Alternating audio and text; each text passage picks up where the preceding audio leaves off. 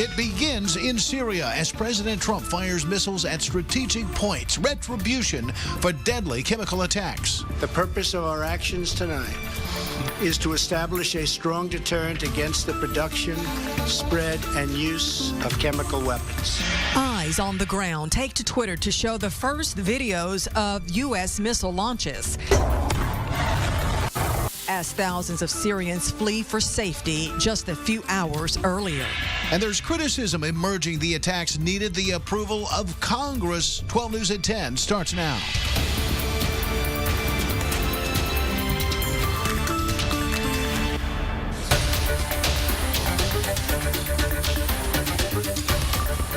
The attacks on Syria coming up in just moments. First, closer to home tonight, a tornado watch issued for parts of our area tonight. Let's go straight to Chief Meteorologist Patrick Vaughn with the latest. Patrick. That watch includes Hardin County, Jasper, Newton, and Tyler County until 6 a.m. Right now, not much going on. We're in pretty good shape, as you can see. Little, if any, rainfall over the area right now. But we are watching fairly decent line forming from, well, around Palestine back over to Franklin and back over towards Georgetown, and this line is moving faster. It's picking up speed.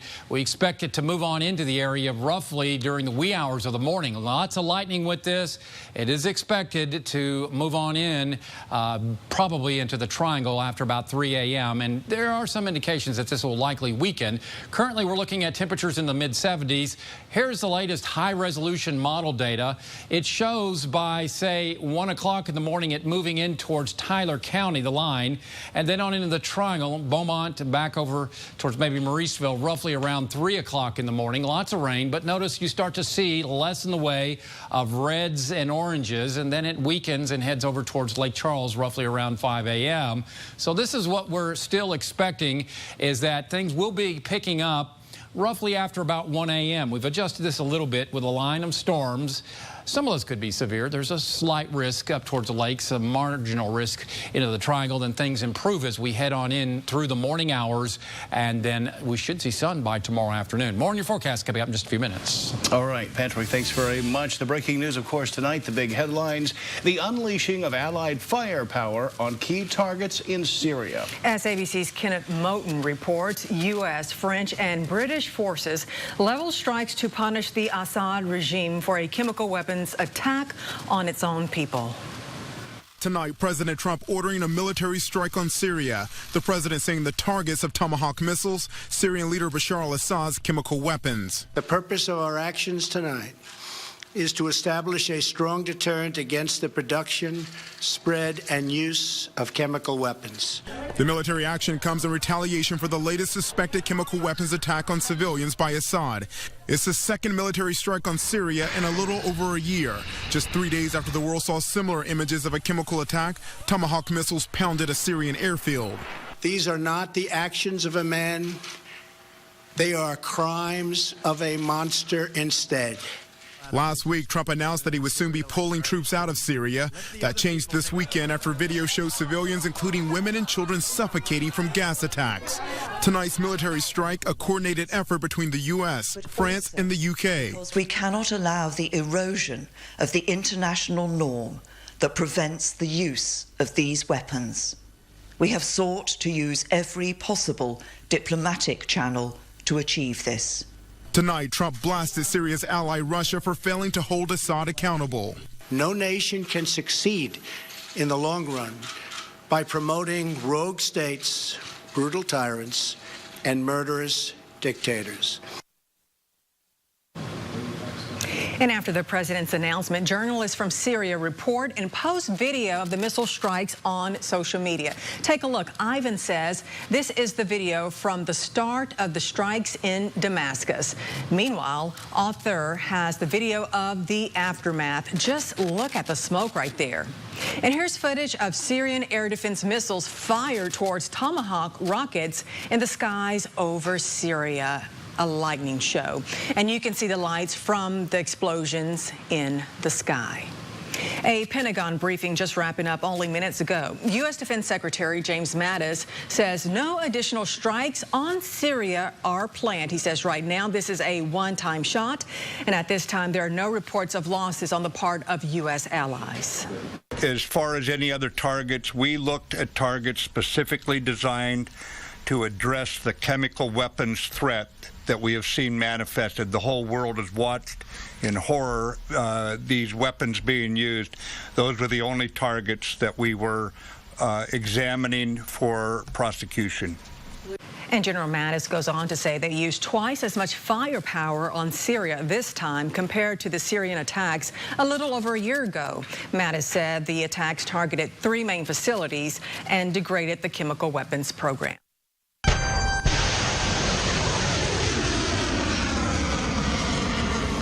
Extraordinary video of 59 or so Tomahawk cruise missiles fired into Syria after the chemical attack last year, ordered by President Trump tonight. According to the maker Raytheon's website, the cruise missile has been employed in combat more than 2,000 times since it was introduced. Tomahawks can fly at about 1,000 miles an hour, each one costing about $1 million. How can President Trump authorize military strikes without a debate and a vote in Congress? Eric Flack explains. There are at least 3 answers. The first is the 2001 authorization to use military force.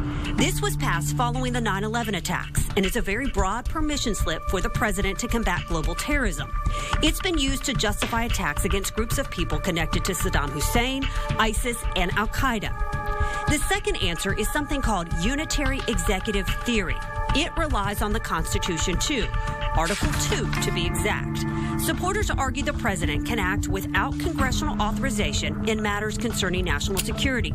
The president could use the most recent chemical attack, which is a war crime, as his justification, what's known as casus belli. The third answer is he can't strike without congressional approval. Assad is not linked to any of the groups covered by the 2001 force authorization. And if he were to use the chemical attack as his justification for a strike, he would need approval through the UN, a move that Russia would surely veto. So where does that leave us? The answer is best summarized by Republican Senator Bob Corker from Tennessee, who said that a surgical or small-scale strike would not require congressional approval, but going against the Assad regime on a sustained basis would.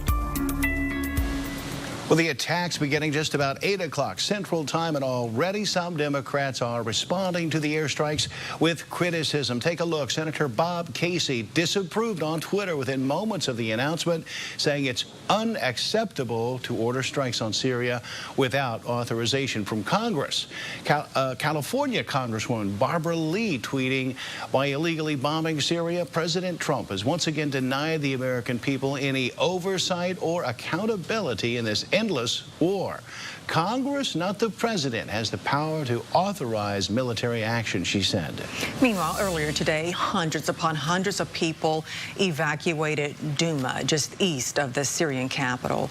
They were loaded up on buses along with some of their belongings. The evacuation took place under a deal mediated by Russia to hand over the town to the Syrian government and end a months-long military siege. More than 13,000 Syrian rebel fighters and their families left Douma this month. And for the latest developments on the Syrian airstrike, you can go to our 12 News Now app. It's free on your mobile devices. Next, one former FBI director, James Comey, is telling ABC News about his controversial firing. But before we go to break, here's a live look at the White House tonight, where it's sure to be a long evening for President Trump. The United States and European allies launching airstrikes against Syrian research storage and military targets. The president following through with a tweet earlier this week stating that missiles are on the way to punish the Assad regime for a suspected chemical attack near Damascus.